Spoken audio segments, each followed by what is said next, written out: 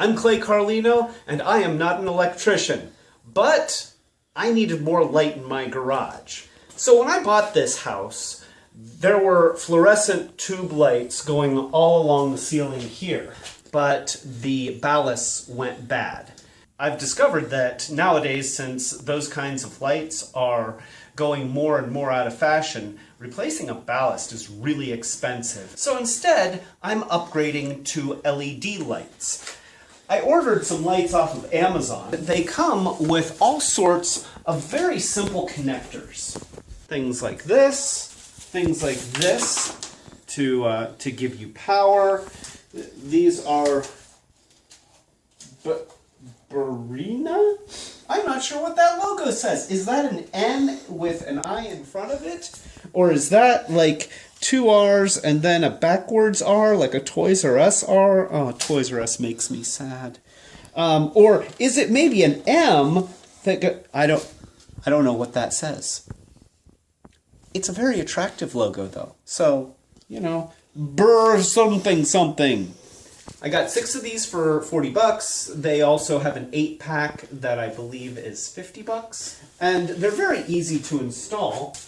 They come with mounting hardware.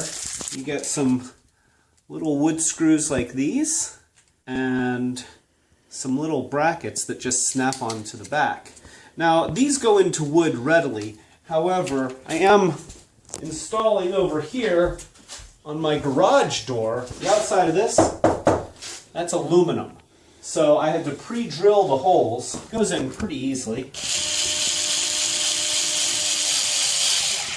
And then I can take this tube light, and you see how I have this adapter on the end of the previous light.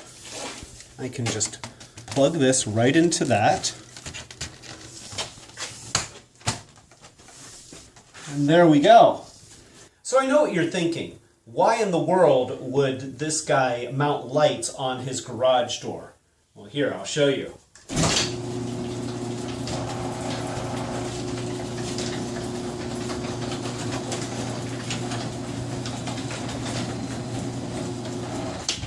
Now I've got overhead lighting even when the garage door is open.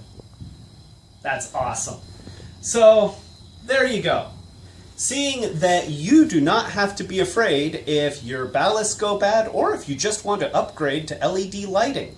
It's really inexpensive and super easy to do. This is Clay Carlino telling you to be brave.